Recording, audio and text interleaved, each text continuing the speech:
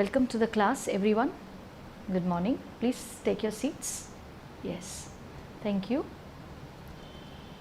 Today we will be talking about dance choreography for a period.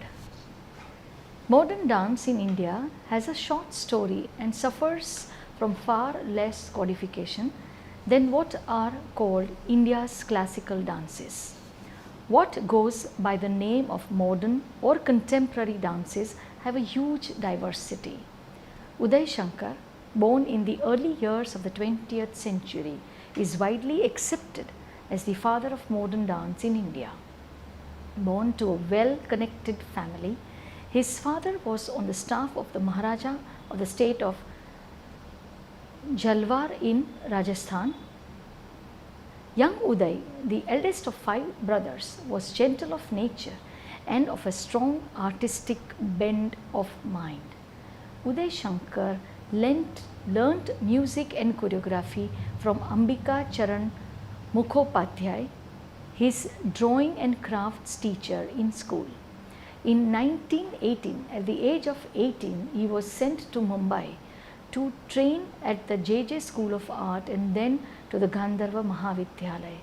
His father relocated to England and became a time barrister and impresario. Because of this decision, Uday moved to London in 1920, joined London's famed Royal College of Art. The Vishnu Dharmottar Purana mentions Veena tu Nritta Shastrena Chitra Sutram Sudurvidam. Without the knowledge of dance, the art of painting is difficult to master, thereby establishing the link between dance and visual art. Uday did not have any formal training in dance, but he had a sense of the body and its power, attractiveness and visual command. On a day that he danced in one of the small shows organized by his father, he caught the eye of the noted Russian ballerina Anna Pavlova. This was to have a lasting impact on his career. While he lacked formal training from a young age, he had been exposed to both Indian classical dance and folk dance, as well as to the ballet during his stay in Europe. He decided to bring elements of both the styles together to create a new dance, which he called high dance. His presentations were creative. Having studied Indian art, Rajput and Mughal paintings at the British Museum, he went on to translate classical Indian dance forms and their sculpturesque iconography into dance movements. Further, during his stay in Britain, subsequent travel to Rome on a scholarship of the French government, he created a network of performing artists. As his interactions with such artists grew, and so did the idea to transform Indian dance into a contemporary form. The turning point came with his first meetings with legendary Anna Pavlova. She was looking for artists to collaborate on Indian-based themes. This led to the creation of ballets based on Hindu themes, including Radha Krishna and the Hindu wedding, for inclusion in her production. Oriental Impressions. These ballets were presented at some of the most prestigious venues like the Royal Opera House and Covent Gardens in London. Later, he continued to conceive and choreograph ballets, including one based on the world-renowned frescoes found in the Ajanta caves. These were performed across the United States. Later, he called his form creative dance. He worked with Anna for 1.5 years before starting out his own in Paris. Shankar returned to India in 1927 along with a French pianist Simone Barbieri, who was now his disciple and dance partner, and a Swiss sculptress Alice Bonnard, who wanted to study Indian art history. Uday Shankar was welcomed by none other than Rabindranath Tagore, who also tried to pursue him to open a performing arts school in India. Shankar did not do so this time, but he was to do so later. On his return to Paris in 1931, he founded Europe's first Indian dance company. Bonner had abandoned her plans to study Indian art history and had become Shankar's disciple. Shankar first created a strong musical score along with his collaborators in this department, musicians Vishnu Das Shirali and Timir Baran. This new template for music supported his newly devised movements. Paris was his base as he toured all of France, with the premiere show being on 3rd March 1931 in Paris. Its success encouraged him to embark on a 7-year tour through Europe and America with his own troupe, which he called Uday Shankar and his Hindu ballet, with two impresarios, Sol Hurok and Aaron Richmond. His 84 city tour started off with a performance in January 1933 in New York City, where he danced along with his partner Simki, a French dancer. He had a strong eye for visualizations. His adaptation of European theatrical techniques of the lyricism and grace of Indian dance made his art extremely popular both in India and abroad.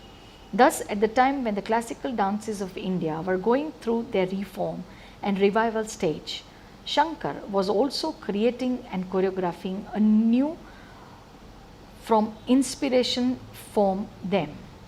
The end result of both streams were radically different. In 1936, he was invited by agricultural economist Leonard Elmhirst, who had earlier assisted Tagore, to visit Dartington Hall for a 6-month residency.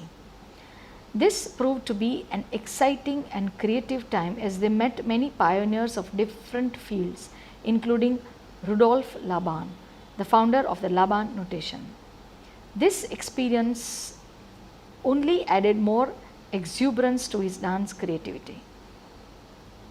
In 1938, he made India his base, followed Tagore's advice and established the Uday Shankar India Cultural Center at Simtola, 3 km from Almora in the Uttarakhand Himalayas.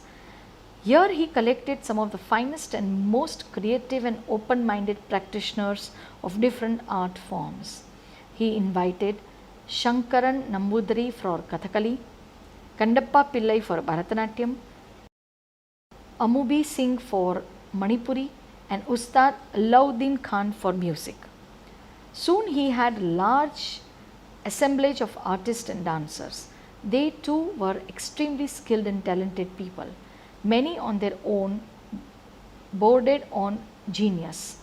Some of them were Guru Dutt the filmmaker, Shanti Bardhan, Simki, Amla, Sundari, Sri Dharani, Satyavati, Narendra Sharma, Prabhat Ganguly, Devilal Samar, the sisters Uzra and Zora, as well as Zora's husband Kamleshwar Saigal, Shanta Gandhi, Lakshmi Shankar, and Uday's own brothers Rajendra, Debendra and Ravi also joined him as students. The center, however, closed after 4 years in 1942 due to a paucity of funds.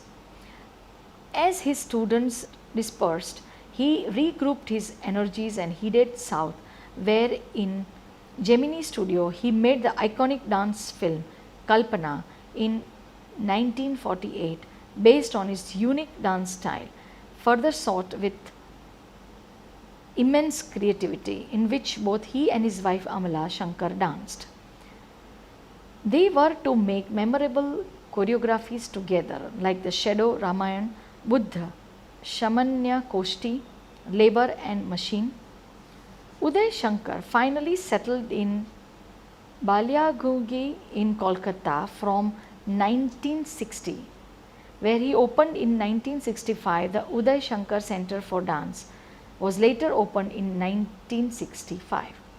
He was awarded the Padma Vibhushan and the Sangeet Natak Academy Fellowship. After his death in 1977, Amala Shankar took over the Kolkata school, which continues to offer training in folk and classical dance, improvisation, costume design, etc., and was eventually in 1991 was awarded the Padma Bhushan. Years after his school at Almora was disbanded, his followers and associates continued to spread his innovative style of dancing and his aesthetic through their own work. Many went on to form their own companies, thus creating an everlasting legacy of his immense body of work and influence on the dancers of his generation. Among them is Shanti Bardhan, who has created the Ramayana ballet using human beings performing like puppets. Bardhan also introduced the Panchatantra tales by creating movements of birds and the animals. Sachin Shankar created the Sachin Shankar Ballet Unit in Mumbai that produced works like Fisherman and Mermaid, for which the music was composed by Hemant Kumar. Shalil's Boatmen of East Bengal, for which the music was created by Salil Chaudhary. Among his other interesting works are Cricket, Train, Na, Waiting, Palki and Ghost. Another prolific student was Narendra Sharma. Sharma choreographed Shakuntala for Hindustani theatres in 1957, Ram Leela, Nav Prabhat and Maharas for Bharatiya Kala Kendra between 1954 to 1965, and in 1970 for the Sahitya Kala Parishad he choreographed Kamayani. Later, under his own group Bhumika, he created more memorable pieces like Rangaveli, Flying Cranes and Antim Adhyay. Guru Dutt, who attended his school, went on to become one of India's finest film directors. Devilal Shamar was the founder director of a folk theatre museum, Bharatiya Lok Kala Mandal in Udaipur, that organized the first puppet festival in 1954. Sundari Sridharani set up the Triveni Kala Sangam that became the center for a rich trove of Manipuri choreographies. Lakshmi Shankar later married his younger brother Rajendra Shankar and changed careers to become a noted classical singer. Zora Sehgal became the grand old lady of cinema and television both in India and Britain. Satyavati later danced with Ram Gopal at the Royal Festival Hall in London and at the Edinburgh Festival in 1956. She taught Indian dance to thousands of young girls in Bombay. In his own family, son Ananda Shankara became a renowned fusion musician before early death took him away. Daughter-in-law Tanushri Shankar runs a dance school and the Tanushri Shankar Dance Company with Shankarian inspiration to the dance language it has adopted, and daughter Lakshmi Shankar, who dances and acts. In 1983, younger brother Ravi Shankar organized a 4-day festival in Delhi to mark his 60th anniversary of his professional debut. The centenary celebrations of his birth were formally launched at the UNESCO headquarters in Paris on 26th April 2001, where dancers, choreographers and scholars from all over the world assembled to pay homage to the master. Interestingly, even before Uday Shankar had set the international stage on fire, someone else was unfolding Indian dances in America, and that too without having visited India. This was Ruth St. Denis. In 1905, St. Denis began her career as a solo artist. The first piece that resulted from her interest in the Orient was Radha, performed in 1906. Radha was originally performed to music from Leo Delby's opera Lakme. Although her choreography was not culturally accurate or authentic, it was expressive of the theme that Saint Denis perceived in Oriental culture and highly entertaining to contemporary audiences. Saint Denis believed dance to be a spiritual expression, and her choreography reflected this idea. Saint Denis abundantly used Indian dress materials and jewelry and designed and wore long flowing costumes. To create an Eastern ambience, she used Indian brassware, ornate columns, flowers, incense, and other creative stage props. Ironically, Ruth Saint Denis became linked to India's culture and thought when she made a trip to that most flamboyant and extravagant center of Western consumerism, New York's Coney Island, which in the summer of 1904 had as its major draw was the streets of Delhi, a grandiose effort to duplicate the pageantry and drama of Lord Curzon's coronation and accompanying darbar held at Delhi in January 1903. It was in this oriental wonderland that Ruth Saint Denis first drew inspiration of her Indian dances. By 1906, she had added 3 more Indian inspired performances: the Cobra, the Incense, and Noch. She performed before the Maharaja of Kapurthala and Baroda, and before Anand Kumar Swami and Sarojini Naidu, all of who were impressed by her work. She teamed up with Indian Sufi mystic and musician Hazrat Inayat Khan, with whom she partnered for a tour, and for the first time the moves of her ascetic yoga undulated to the real ragas of India. By 1911, she had begun working in an ensemble format, and that is when in 1914 she joined hands with Ted Shawn and later married him. Their dance company, Denny Shawn, became the most influential school of modern dance in America in the first half of the 20th century. In 1926, when Ruth was 47, the Denny Shawn company traveled to India, where she presented her Indian dance inventions not only in the metropolitan cities of Bombay, Calcutta, and Madras, but also in smaller cities and towns including Karachi, Quetta, Lahore, Kanpur, Lucknow, and Allahabad.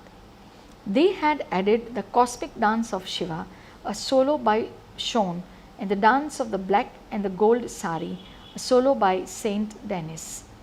They had to extend their tour and did repeat performances in cities they had already visited.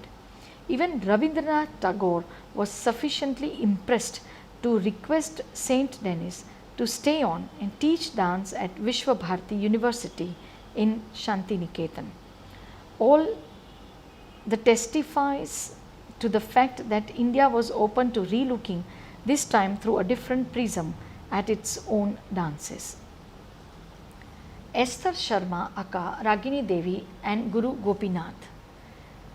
Another American born dancer who introduced India's classical dances to many in America and frankly made many Indians aware of what was possible with their own arts and hence catalyzed their revival was Ragini Devi. Knowledge about India's classical dances was very scant when Ragini Devi, then Esther Sharman, was growing up in Michigan. In Dance Dialects of India, she wrote that she had acquired 2 Sanskrit books on dance when a teenager. She created Indian dances were in vogue in the first decade of the 20th century. After the younger dancer married an Indian physicist, Ramlal Bajpayee, and settled in New York City, she was able to meet with authentic Indian musicians who began to accompany her in her recitals. In 1928, Ragini Devi published Nrityanjali, an introduction to Indian dancing, the first book in English on Indian dance. In 1930, she went to India for further dance study and became a celebrated dancer praised by Indians and Westerners alike. Rabindranath Tagore, the poet, thanked her for helping to revive classical dancing, then in disrepute in India. The crux of Ragini Devi's pioneering work was her research and exploration of the then unknown all male Kathakali dance theatre. It was the style in which she herself specialized. She teamed up with Kalamandalam teacher Guru Gopinath and was the first to present Kathakali in Indian cities outside the villages and the first to bring Kathakali to the West. She performed extensively in New York, Paris and London with her Kathakali troupe in 1938-39. In these presentations, some imaginative changes were woven in by Guru Gopinath. This exposure later served Guru Gopinath well, for he was known as the Asan who could bridge tradition and modernity. It was this skill that made him create the wonderful Ram Leela, the Bharatiya Kala Kendra in the 1950s. La Mary, another American who made a name for herself with Indian choreographies, was La Mary. Originally an ethnic dancer, she was born Rochelle Meriwether Hughes. In 1928, La Mary began performing professionally. In the 1930s, she invited the Indian classical dancer Ram Gopal, one of the early pioneers of dance of India in the West, who toured with her extensively.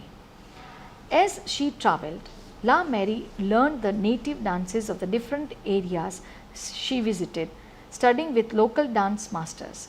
She went on to create her own dance works based on the steps and movements, vocabularies she learned. In 1940, La Mary and Ruth St. Denis founded the School of Natya, which is Hindu dance, in New York City. Through the school, La Mary formed the Five Natyas, her first performing company. In 1945, she absorbed the School of Natya into Ethnologic Dance Center and the Ethnologic Dance Theatre. In 1944, she choreographed Swan Lake with the translation into Hindu dance movements. She did not change ballet's music and plot but added a prologue and a dance fight. She was acknowledged as one of the foremost experts in the ethnic dance field. She was instrumental in launching the career of Ram Gopal, who went on to dance with some of the most renowned dancers who made a name for themselves in choreography, Mrinalini Sarabhai and Kumudini Lakhya. A modernist, Ram Gopal, who was trained in Kathakali, Bharatanatyam and Kathak and Manipuri to some extent, blended the classical Indian dance with balletic choreography. Along with Uday Shankar, he was among the first to showcase Indian classical dances in the West starting in the 1930s. He was hailed as the Nijinsky of India. And some years later, Nijinsky came to inspect him. As a choreographer, he is most known for his productions, Legend of the Taj Mahal, Dance of the Setting Sun and Dances of India. He is also noted for his collaboration Radha Krishna with British ballerina Dami Alicia Markova, created in 1960. His autobiography, Rhythm in the Heavens, was published in 1957.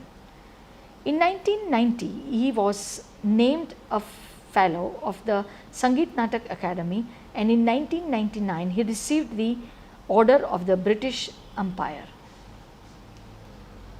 Louisa Mary Lightfoot was born in Warrnambool in Victoria, Australia. Fond of dancing as a child, no one could imagine that Louisa was one day make a profession out of it. She studied mathematics in college and then architecture at the University of Melbourne, becoming the only woman to do so that year. She began practicing in a firm where she received encouragement from a rather unexpected quarter, the wife of her boss, to learn Eurythmics or Greek dancing. On Anna Pavlova's first tour of Australia, she was mesmerized to see the fusion of classical and modern, a technique that she employed. She went on to learn some folk dance, some ballet, and some modern dance with Mary Wigman, and established a dance school and produced many creative ballets, amongst which was The Fruits of Forgetfulness, inspired by the paintings of Gioggin. In 1937, she went to Paris and saw a performance by the Uday Shankar troupe. Inspired by it, she decided on a 2-week stopover in Kerala, but it extended to 5 months as she travelled to Kerala Kalamandalam and began learning Kathakali. But the bug had bitten her and she returned to India after closing up her company to learn Kathakali and Bharatanatyam. While in India, to earn money, she taught ballet to the children of the Raj. She also created tours for Indian dancers, worked with filmmaker K. Subramaniam, father of Padma Subramaniam, and published widely in the Indian press. In 1947, she brought the young Kathakali dancer Shivarama to Australia and forged a creative partnership as Ragini Devi had with Guru Gopinath. They toured internationally, UK, Japan, USA and Canada, and created new choreographies. Indira Vajayam, that was presented at the Australian National Theatre. In 1951, she went to Manipur to learn another sacred form, Manyopuri. She wrote about the ritual dances of Manipur, recorded the music and arranged tours for the Manipuri dancers. She tried to establish a dance school for Kathakali in San Francisco with Shivarama. When she died, she Cochin edition of Indian Express lamented the death of Kathakali's Australian mother. With growing interaction between dance practitioners all over the country and the world, an awareness of important contemporary issues, many dancers inspired each other. Dance was then a far harder road to walk than it is today. Thus, these pioneers traversed hard pathways, often carving them to even move a step. Of course, there are issues of representations and authenticity involved in studying how the pioneers took without adequate learning or acknowledgement and made the traditional knowledge their own. But we must look at the positive effect of what they were able to achieve for themselves and for dance.